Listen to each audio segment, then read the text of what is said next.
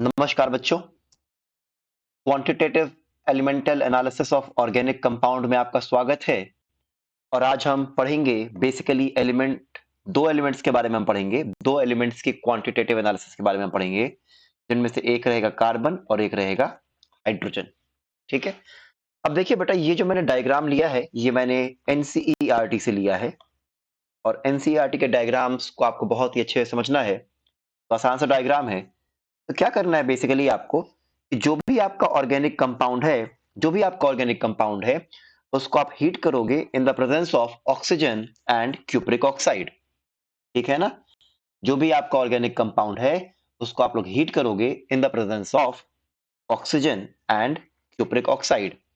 तो होगा क्या बेटा, ऑर्गेनिक कंपाउंड का जो कार्बन है वो कन्वर्ट हो जाएगा CO2 में, और ऑर्गेनिक कंपाउंड का जो हाइड्रोजन है वो कन्वर्ट हो जाएगा वाटर में। तो लिखता हूं क्या, when a known mass of organic compound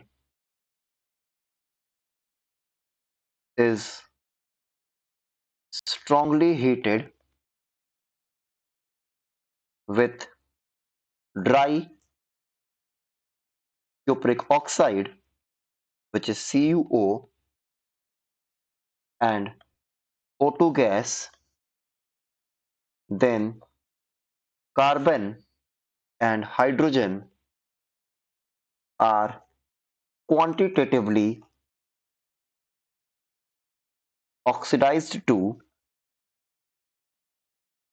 carbon dioxide and water respectively। क्या मेरी बात समझ में आ रही है? ठीक है। तो जब organic compound containing carbon and hydrogen को हम ऑक्सीडाइज करते हैं तो कार्बन कन्वर्ट हो जाता है CO2 में और हाइड्रोजन कन्वर्ट हो जाता है किसमें? वाटर में। ठीक है ना। अब आगे क्या होता है?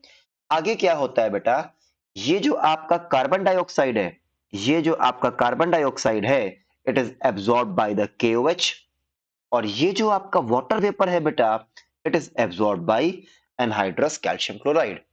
वही क्या दिया है, water is absorbed by anhydrous calcium chloride and carbon dioxide is absorbed by potassium hydroxide। मैं लिखता हूं क्या, CO2 gas is absorbed by KOH solution or KOH pellets, while water vapor is absorbed by calcium chloride anhydrous। तो क्या होगा, जब KOH CO2 gas को absorb करेगा तो उसके सैंपल का वेट बढ़ जाएगा। सिमिलरली जब एनहाइड्रस कैल्शियम क्लोराइड वाटर को एब्जॉर्ब करेगा तो उसके सैंपल का वेट बढ़ जाएगा। ठीक है ना। तो increase in weight of calcium chloride क्या देगा, mass of water absorbed. Increase in weight of potassium hydroxide क्या देगा, मास ऑफ CO2 फॉर्म्ड। क्या मेरी बात समझ में आ रही है? ठीक है। मैं लिख देता हूं क्या, therefore increase in weight of anhydrous CaCl2 tube क्या हो जाएगा, weight of water formed, and increase in weight of KOH pellets हमें क्या देगा बेटा,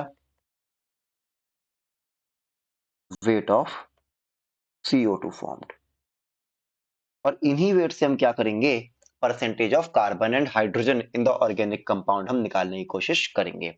अच्छा, एक बात आप और जान जाओ, the method which is used to find the percentage of carbon and hydrogen in organic compounds, इसको हम बोलते हैं लीबिक्स मेथड। क्या बोलते हैं बेटा, लीबिक्स मेथड। ठीक है ना।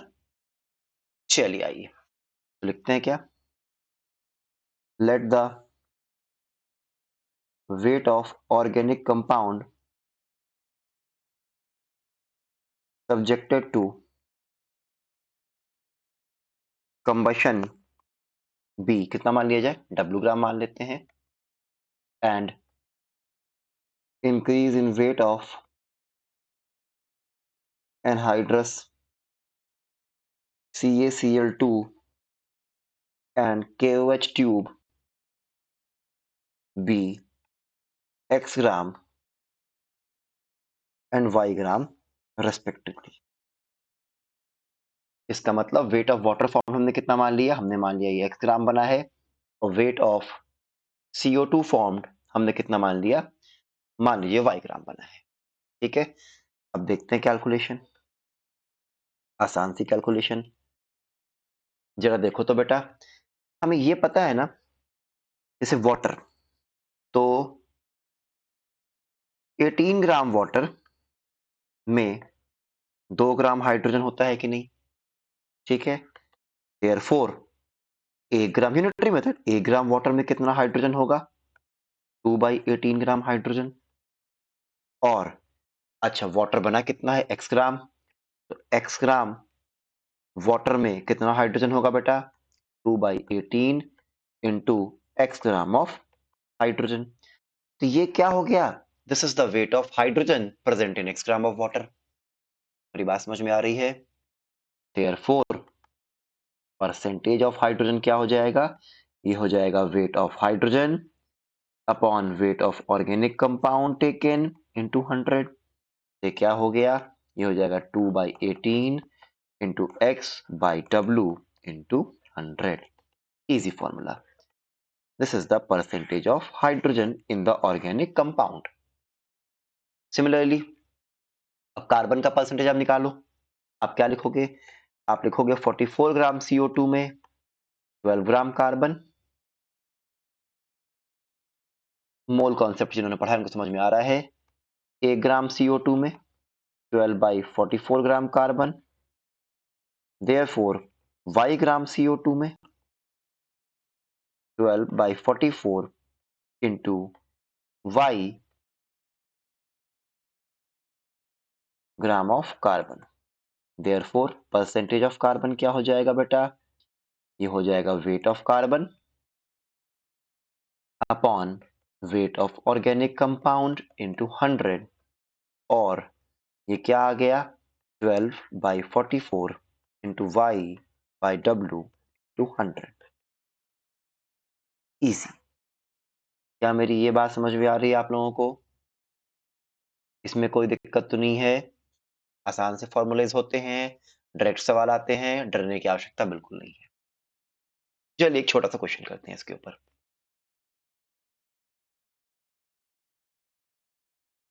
क्वेश्चन क्या है? क्वेश्चन मुझसे ये कह रहा है कि 0.92 gram of an organic compound containing carbon, hydrogen and oxygen was analyzed by combustion method. The increase in mass of U tube, ये U लिखा है, U, YOU नहीं, ठीक है ना, of U tube and the increase in mass of the U tube लिखते हैं containing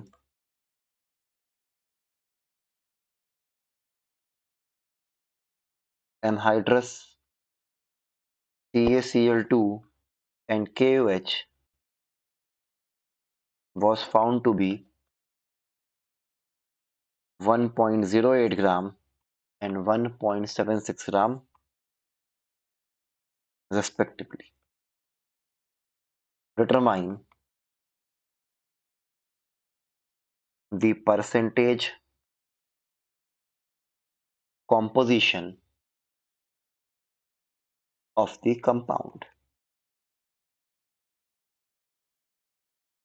आसान सा सवाल है। देखो तो मास ऑफ ऑर्गेनिक कंपाउंड दिया है, CaCl2 के मास में जो इंक्रीज होगा वो वेट ऑफ वाटर हो जाएगा, और KOH के मास में जो इंक्रीज होगा वो क्या हो जाएगा? Weight of CO2। ट्राई करते हैं। परसेंटेज ऑफ हाइड्रोजन क्या हो जाएगा? 2/18 इंटू कितना? 1.08 upon mass of organic compound into 100। क्या बात समझ में आ रही है? इसको सॉल्व करेंगे अप्रोक्सीमेटली 13.04% आएगा। परसेंटेज ऑफ कार्बन कितना हो जाएगा 12/44 इंटू 1.976 अपॉन 0.92 इंटू 100, ये अप्रोक्सीमेटली आएगा 52.17। ठीक है, अब कंपाउंड में सिर्फ और सिर्फ कार्बन, हाइड्रोजन एंड ऑक्सीजन है, देयरफॉर परसेंटेज ऑफ ऑक्सीजन के लिए आप क्या करोगे 100 minus percentage of carbon plus percentage of hydrogen. Solve करो, is equal to 100 minus 13.04 plus 52.17 is equal to 100 minus कितना आ जाएगा ये 65.21 इज ऑलमोस्ट इक्वल टू 34.79%। ये क्या हो गया आपका percentage composition of the compound निकल गया। इससे आप एम्पेरिकल फॉर्मूला, कुछ और डेटास दिए रहे तो आप मॉलिक्यूलर फॉर्मूला, सब कुछ आप कैलकुलेट कर सकते हो। ठीक है, आई होप मेरी बात आपको समझ में आ रही है, पढ़ लो इसको। That's it for today, thank you all and a very happy learning, thank you.